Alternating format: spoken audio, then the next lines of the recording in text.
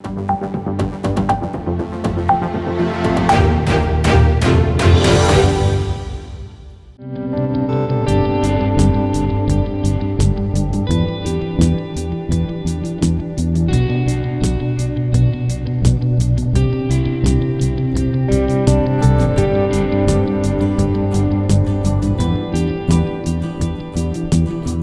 built this organization brick and mortar from the start, just with the interest of students to build their careers, not just a migration pathway.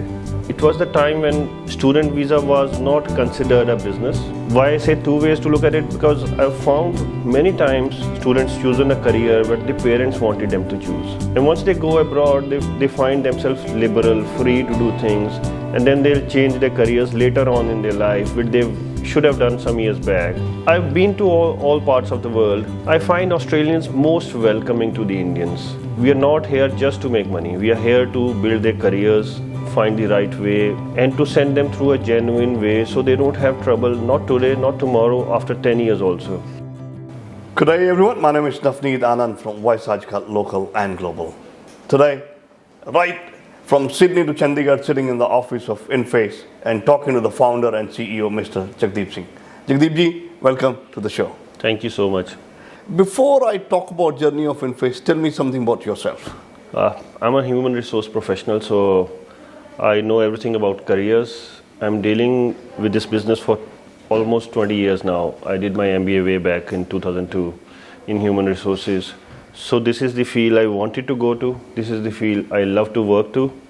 And I've built this organization, brick and mortar from the start, just with the interest of students to build their careers, not just a migration pathway. INPHASE, Yeah. When was it born?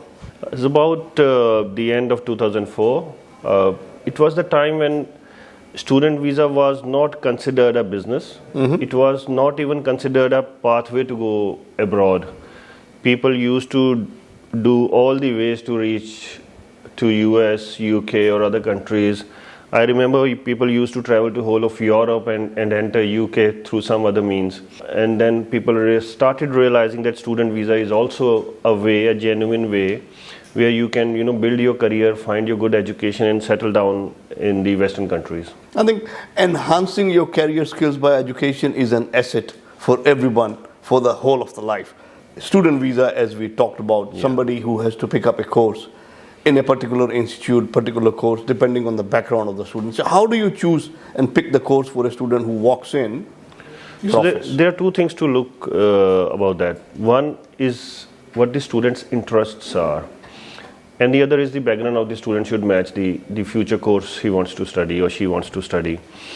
Why I say two ways to look at it, because I've found many times students choosing a career but the parents wanted them to choose. And I also counsel them on the basis of what they would be successful in doing. And sometimes I counsel the parents also. Okay. Don't push your counsel the parents. Yes. Because many times I've seen parents are pushing their kids to do something they want them to do, but they're not happy doing it. And once they go abroad, they find themselves liberal, free to do things, and then they'll change their careers later on in their life, which they should have done some years back, and would have been happy doing it, and they settle down much earlier than they should later on. So what all countries is INPHASE dealing with? So we majorly deal with the 5 English-speaking countries: Australia, New Zealand, Canada, US and UK. We started to build up a portfolio for Europe also. But these are the 5 main countries people like to go. The general reason being these are all Commonwealth countries. We share some background with them. We have our generations living in all those countries. So we all have connections over there. And these are the countries people from our region love to settle down also. What's your favorite country to send a student to? Australia, all the way. Any particular reason for Australia? I've been to all parts of the world. I find Australians most welcoming to the Indians. Also, there are other reasons people... I'll just add one thing more to it. Yeah. Not only to the Indians, Australia is being a multicultural society. We have people from all around the globe. True. I said that because I'm looking from my... You're looking from the Indian part of it. Yes. Me, Being in Australia for the last 27 years, I have had a wonderful experience so far. Yeah. Touch wood, never felt that I'm out of place at all. Why should I choose INPHASE to send my child to Australia? You'll find hundreds of agencies these days in every nook and corner. When we started, there were very few. But what the difference has been in this last 16, 17 years of our journey, you won't find a single issue or you find any history of trouble with our agency, because we always kept the student interest paramount. We are not here just to make money. We are here to build their careers, find the right way, and to send them through a genuine way so they don't have trouble, not today, not tomorrow, after 10 years also. Student visa applications, admission to university and colleges all around the world. Any other services that you offer if I come in and my language is not that competent enough to go and study in Australia? So we have an institute over here, very competent teachers, certified teachers who keep on getting their further certifications if required. They help you develop your language skills according to the requirements of the universities or permanent residency. So if I have to sit for my IELTS exam or PTE, do you support that as well? Yes, we do support. We take their mock tests. We guide them what sort of course that would be required, how many days would they be required, the training over here.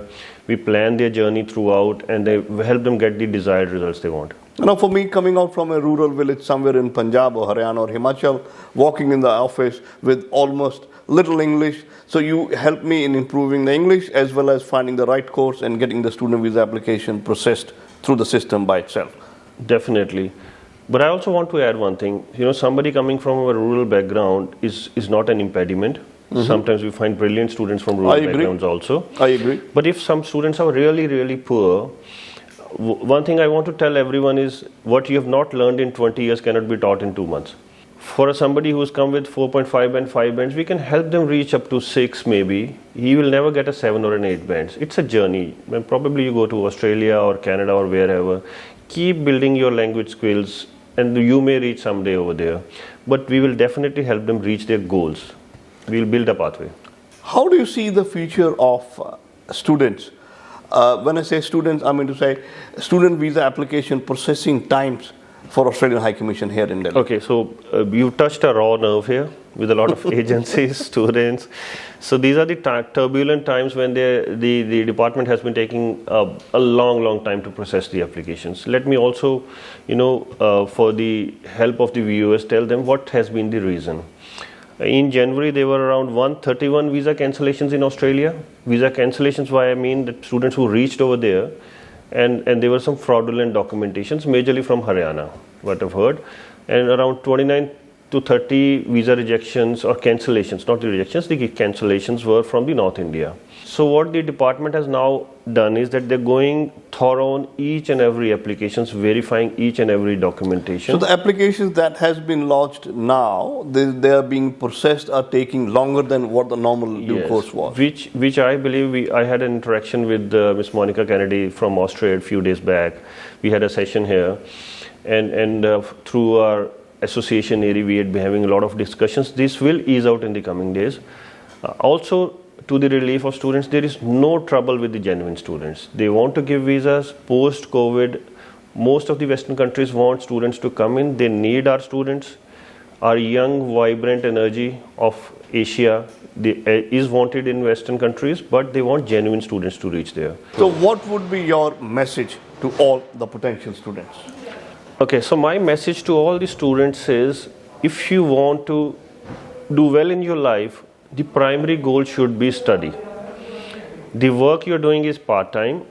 Good that if you, as the Australian government has now told that you can work full-time till the end of April, good you find the work, good you make your money and make your education as free as possible. But the primary goal should remain education, because you should not look at your education just a piece of paper to get migration. It will not add value to you or to the country you're going in. If you're completing your education in the right way, trying to make a career out of it, you will find good jobs later on, and that is going to help you migrate also. Most of the good students will find employer-sponsored migration, going through the right pathways. So take your education very seriously, add skills. it is a life lesson also, not just to students. If you're not adding skills, you are not going to get successful in your life. You know, you don't want to become a pizza delivery boy whole of your life, or driving an Uber whole of your life. You want to do something substantial, build a life for yourself, add skills. Thank you so much, Jagdeep ji. I had got a chance to get insight of the education industry here in India for Australia. On behalf of whole team of Voice aajKal and Fiji Times Australia, I just want to say you thank you so much, Jagdeep Thank ji, you once so again. much for having me. जी हाँ, आज हमने की इनफेस के founder and CEO Jagdeep से बातचीत और मैं आपका Navneet. Thank you so much. Thank you. One-stop answer to your Australian education and visa matters. Gemco Sydney. Dream big, achieve big. Fiji Times. Be with the times.